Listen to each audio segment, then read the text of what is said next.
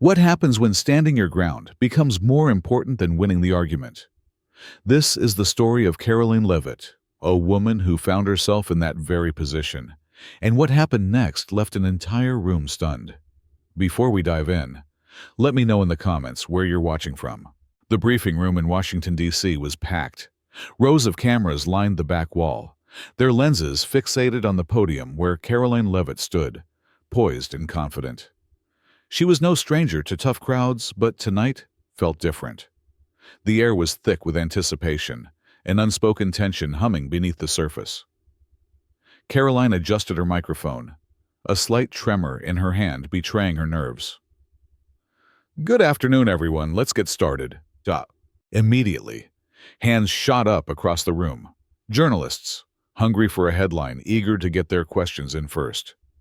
Karoline pointed toward a familiar face, a reporter from a major network, who asked about the administration's latest tax cut policy. She answered smoothly, delivering the kind of well-rehearsed response that came with experience. Then came another question, a follow-up on education reform. Karoline addressed it without hesitation. She had done this countless times before. Stand firm, control the message, and navigate the press like a seasoned professional. But then it happened. A voice, sharper than the rest, cut through the room. "Miss Leavitt, let's talk about the real issue here." It was the liberal reporter, known for her aggressive style, always pushing for controversy. She was seated near the front, leaning forward with a smirk, her pen tapping rhythmically against her notepad. Karoline remained composed, a mask of professionalism firmly in place. "Go ahead," she said without wasting a second. The reporter demanded, "Do you think the administration's policies are intentionally designed to suppress certain communities? Because the data suggests..." Karoline raised a hand, a flicker of annoyance crossing her eyes. "I've answered that question before. The administration focuses on policies that benefit all Americans, regardless of background. If you'd like to discuss today's specifics, I'm happy to continue." A few murmurs rippled through the room, but the reporter pressed on, her voice dripping with accusation. "You didn't actually answer the question, though. Can you directly address whether—" "I did answer," Karoline interrupted firmly, glancing at her fellow journalists, a silent plea for them to recognize the game being played. For a brief moment, the room seemed to settle into a fragile calm, as if everything might return to normal. But then, the reporter leaned in further, her smirk widening. "I just don't see why you're avoiding it. It's a simple yes or no. Are these policies suppressing marginalized groups?" The temperature in the room shifted. Reporters exchanged glances, some intrigued, others visibly uncomfortable. No one liked a press conference turning into a showdown, yet that's exactly what was unfolding. Karoline exhaled slowly, a deliberate attempt to regain control. "I'm not avoiding anything. I'm staying on topic. If you have a question related to today's discussion, I'll answer it. If not, I'll move on." Undeterred, the reporter leaned even closer to the microphone, her voice now a low, dangerous purr. "So that's a no comment." The room's energy tightened, the weight of the moment settling on everyone's shoulders. This was no longer just a press conference. It was becoming a spectacle. A heavy silence fell, not empty but charged, like an elastic band stretched right before it snaps. Karoline adjusted her stance, placing both hands on the podium, a subtle show of strength. "I've answered your question," she declared, her voice unwavering. "I'll be moving on now." She then pointed to another journalist in the back, a clear signal to move forward. Before anyone could speak, the same voice cut through again, sharp and insistent. "Why is it so hard for you to give a straight answer?" A flicker of irritation, just a flicker, crossed Karoline's face, just enough for those paying attention to catch it. She wasn't new to this. She knew reporters had their jobs to do, but there's a difference between pressing for accountability and turning an event into a personal stage. A few cameras panned between Karoline and the persistent reporter, capturing every subtle shift that could be spun into a headline. Karoline inhaled through her nose, a controlled breath. "I don't believe in wasting anyone's time," she said, her voice regaining its composure. "If you have a new question, I'll answer it. Otherwise, I'll give others a chance." The reporter smirked, a triumphant glint in her eyes. "Sure, new question. Why is this administration so afraid of transparency?" A few quiet gasps rippled through the room. Some reporters began scribbling furiously, sensing that the moment was growing into something far bigger than expected. Karoline offered a measured blink, the only sign that the mark had hit home. For a brief second, her grip on the podium tightened before she released it, exhaling softly. Then she smiled. Not the warm, diplomatic smile one might expect, but one that said, "I see exactly what you're trying to do." Taking her time, she responded, "Transparency? That's exactly what this administration stands for. But what you're doing here isn't about transparency. It's about theatrics."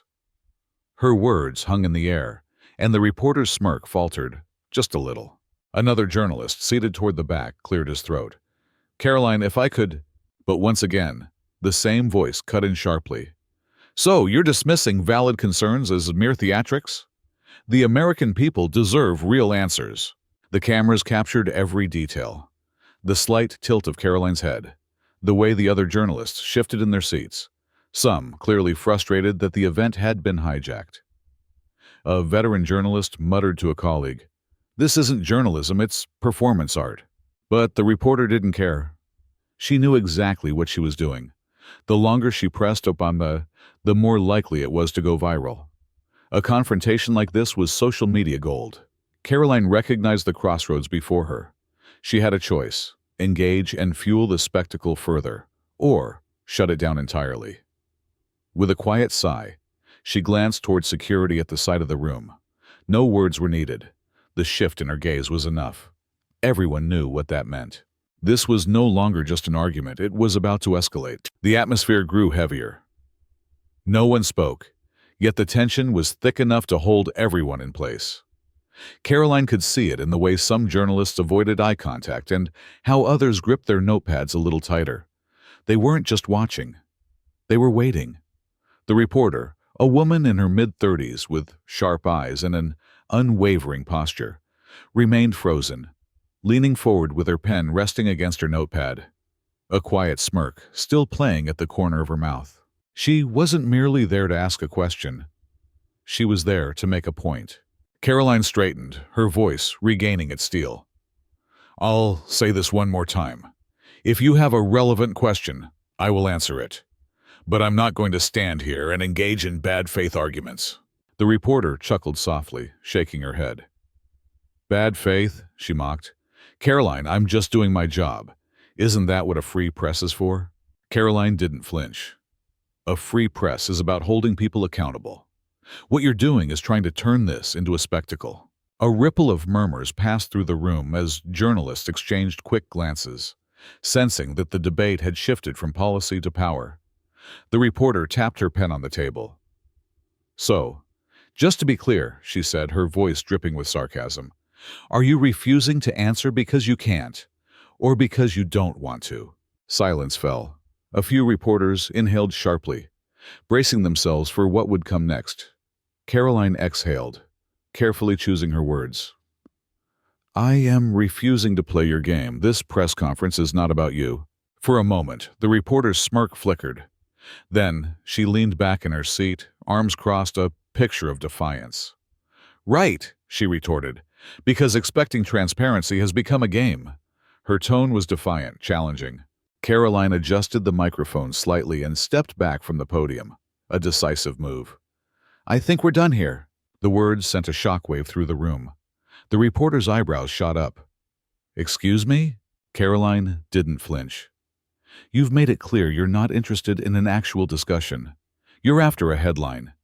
If you'd like to stay and listen to the rest of the press conference, you're welcome. But I won't be answering any more of your questions." The reporter let out a quiet laugh, shaking her head. "So, silencing the press. Got it." Karoline's jaw tightened. She knew that was coming. She knew exactly how this would be spun the moment the cameras went off. And she also knew there was no winning with someone like that. With a subtle, wordless glance toward security, everything changed. The audience shifted in their seats.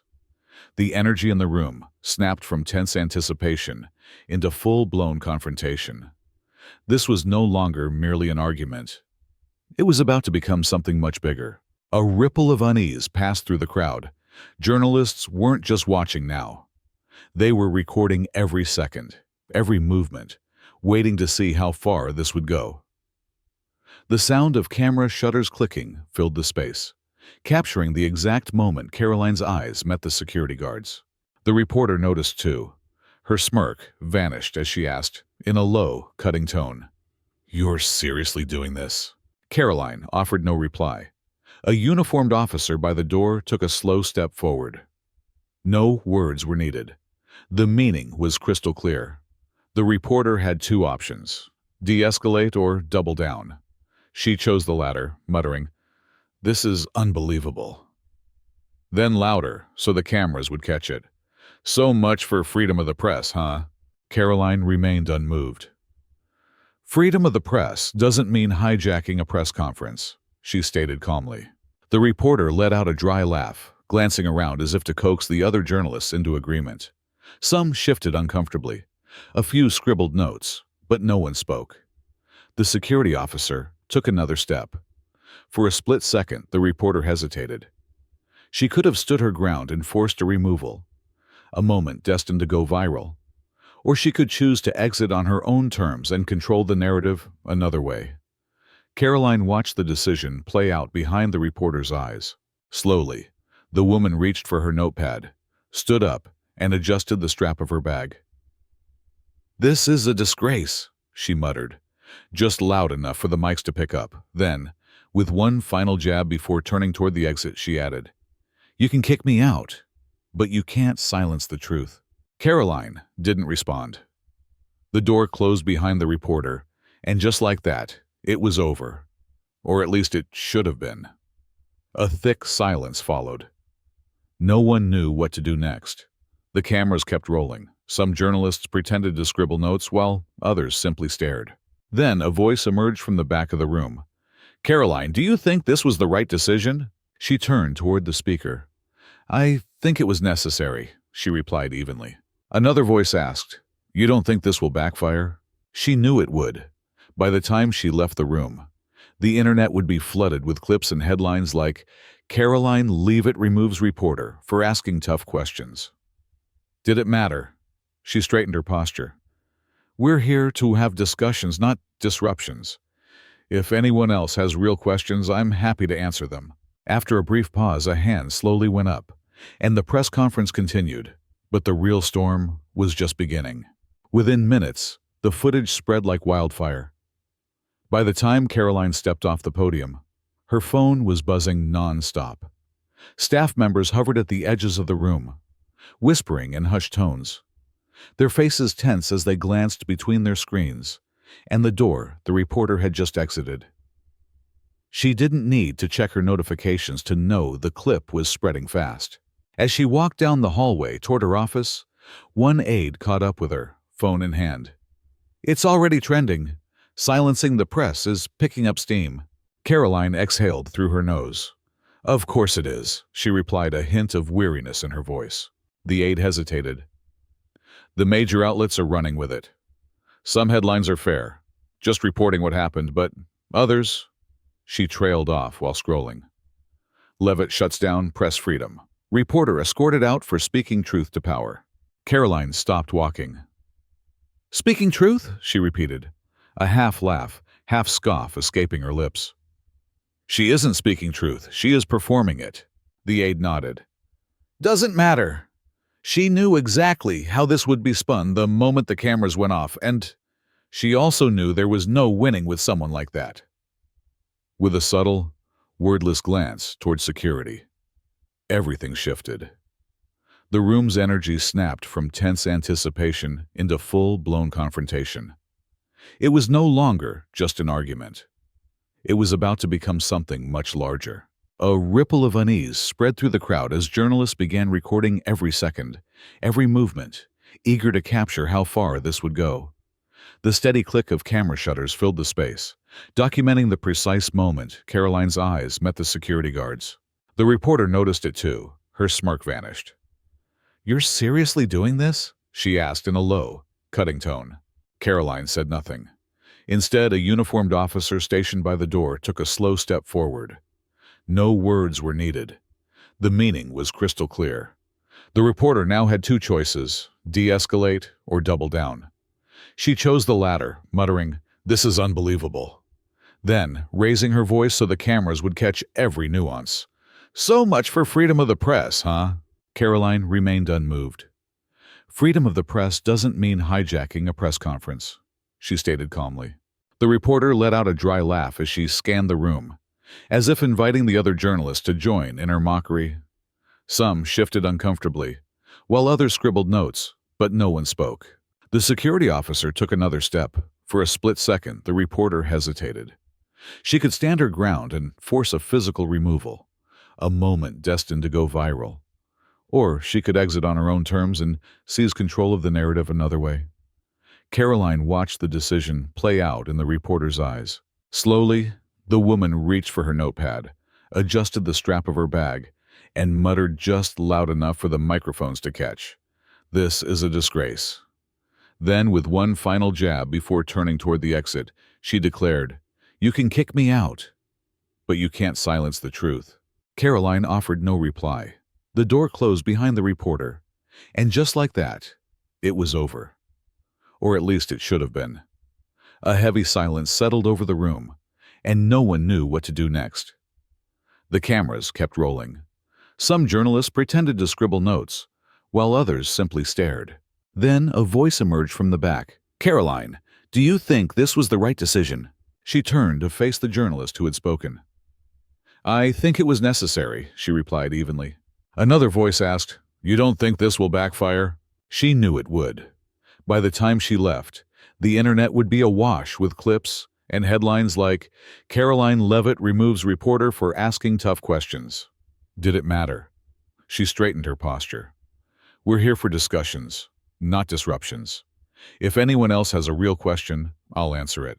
After a brief pause, a hand slowly went up, and the press conference continued. But the real storm was just beginning. Within minutes, the footage would spread like wildfire. By the time Karoline stepped off the podium, her phone was buzzing nonstop. Staff members hovered near the room's edge, whispering in hushed tones as they glanced between their screens and the door the reporter had just exited. She didn't need to check her notifications. The clip was spreading fast. As she walked down the hallway toward her office, one aide caught up with her, phone in hand. "It's already trending. Silencing the press is picking up steam." Karoline exhaled through her nose. "Of course it is," she replied. The aide hesitated. "Major outlets are running with it. Some headlines are fair, just reporting what happened, but others—" She trailed off while scrolling. "Leavitt shuts down press freedom. Reporter escorted out for speaking truth to power."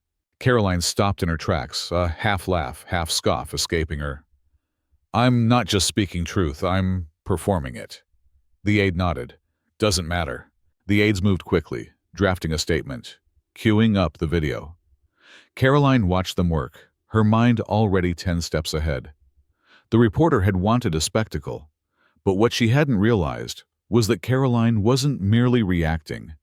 She was laying the groundwork for what would come next. Within the hour, the full, unedited footage went live. No flashy edits, no dramatic commentary. Just a simple post showing the raw exchange with a clear, direct title. "Watch for yourself. The full exchange between Karoline Leavitt and a reporter at today's press conference." Karoline sat back in her chair as a view count skyrocketed. Thousands of views in minutes, comments flooding in, some furious, others supportive. Her phone buzzed with a message from a close ally in the media. "Smart move. This takes the wind out of their sails." But she knew it wasn't that simple. The spin was already in motion. The reporter had since appeared on multiple networks, retelling the story in a way that painted herself as the victim. Curious, Karoline clicked on one of those interviews. There she was, seated in a dimly lit studio, brow furrowed in righteous indignation. "I was simply doing my job," she told the anchor. "I was asking tough but necessary questions, and instead of addressing them, I was removed." That should worry everyone, regardless of political affiliation. The anchor nodded solemnly and then asked, "Did you feel threatened?" Karoline rolled her eyes. "Threatened? Not physically, no," the reporter admitted, "but professionally. Absolutely. This is an attack on journalism itself." The interview then cut to a panel of experts, all weighing in on what it all meant. Dangerous precedent. A disturbing moment for free speech. Karoline exhaled sharply, locking her phone screen. The facts were out there, but that didn't mean people would accept them. Just then, one of her aides peeked into the office. "You're going to want to see this," the aide said. Karoline followed her to the hallway, where staff had gathered around a TV tuned to a conservative network. The host was playing the full clip, the one Karoline had released, pausing at key moments. "She interrupts over and over," one panelist commented, shaking his head. "This isn't journalism, this is grandstanding, a setup. They push until she gets removed, then she plays the victim." The host then turned back to the camera. "Here's the reality. Karoline Leavitt didn't shut down the press. She shut down an activist posing as a journalist." Karoline crossed her arms as she watched the debate unfold. The split was clear. On one side, conservative voices praised her for standing her ground. On the other, mainstream outlets painted her as an authoritarian figure, silencing the press. Her aide glanced at her. "This is going to be a long week." Karoline nodded. "Yeah, but at least now the truth is out there. The question is, who will believe it?" And so, the story refused to die. For days, it dominated headlines, talk shows, and social media debates. Political commentators dissected every second of the exchange, each side twisting the narrative to fit its agenda. Memes flooded the internet, some mocking the reporter, others portraying Karoline as a villain, silencing free speech. Amid all the noise, one thing became clear. The country was split. Karoline knew better than to expect a universal win. These battles were rarely black and white. Yet, as she sat in her office, watching a clip of the latest panel discussion, something struck her. A veteran journalist she respected leaned forward and said, "We have to be honest. This wasn't a journalist seeking the truth. It was someone chasing a viral moment, and they got it. Us." The other panelists shifted uncomfortably. They weren't used to such frank honesty. In that moment, Karoline realized that what she had done wasn't just an isolated incident. It was a statement, a challenge to the old rules. She had simply told her story, and sometimes a story is all it takes. Those who insisted she was suppressing free speech weren't about to change their minds, and her supporters had already moved on, waiting for the next political battle. Just then, her aide knocked softly on the door and stepped in. "You have an interview request from—" "No," Karoline interjected immediately. The aide paused, confused. "You don't even know who it's from." "I don't care," she said firmly, rising to her feet. "I'm not playing into this any further. The facts are out. Let them do what they want with them." The aide hesitated before nodding. "Understood." Karoline picked up her phone, scrolling through an endless stream of notifications. The storm would pass. It always did. But she knew this wasn't just about one press conference. It was about something bigger, the way media operates today, the way narratives are spun, and how truth is becoming secondary to clicks and outrage. Glancing back at her aide, she said, "Release one last statement." "What do you want it to say?" After a thoughtful pause, a smile spread across her face. "Just 4 words." The aide waited expectantly. "Watch the full video," Karoline replied. "Because at the end of the day, that's all that matters, the truth, whether people want to see it or not." She looked out at the unseen audience, her voice firm and resolute. "Media integrity is fragile, in an era where clicks matter more than context, and the line between journalism and activism is blurrier than ever. The real question isn't whether I'm right or wrong, it's whether we, as a society, value truth enough to recognize when we're being manipulated. What do you think? Let's hear it in the comments below. And if you want more content like this, hit that subscribe button. Karoline Leavitt's press conference confrontation became a viral sensation. But beyond the headlines and the outrage, there's a valuable lesson in strategic communication.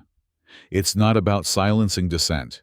It's about refusing to be drawn into a manufactured narrative. Here's what we can learn. Know your battlefield. Leavitt understood the reporter's tactics. To provoke a reaction, to create a viral moment. She recognized the press conference wasn't about genuine inquiry, it was a performance. Control the frame. Instead of directly answering loaded questions designed to trap her, Leavitt reframed the conversation. She repeatedly emphasized her willingness to discuss relevant topics, highlighting the reporter's deviation from the agenda. Don't take the bait. The reporter's repeated interruptions and accusations were designed to elicit an emotional response. Leavitt remained remarkably composed, refusing to be drawn into a shouting match. The power of silence. Sometimes, the most powerful response is no response. Leavitt's strategic silences, her glances to security, spoke volumes without uttering a single word. Own your narrative. By releasing the full, unedited video, Leavitt preempted the inevitable spin. She allowed the public to see the exchange for themselves, undermining the reporter's attempt to portray herself as a victim. Recognize the real goal is to influence, and not win a debate. Karoline understood that winning the hearts and minds of every single person is impossible. The goal of the exchange was to give her supporters the truth. The Karoline Leavitt incident isn't a blueprint for silencing legitimate criticism. It's a case study in how to navigate a media landscape increasingly driven by outrage and performative activism. It's about knowing when to engage, when to disengage, and when to let the truth, the full truth, speak for itself. What are your thoughts? Did Karoline Leavitt handle the situation effectively? What other strategies could be used in similar situations? Share your insights in the comments below, and don't forget to subscribe for more analysis of communication in the modern age.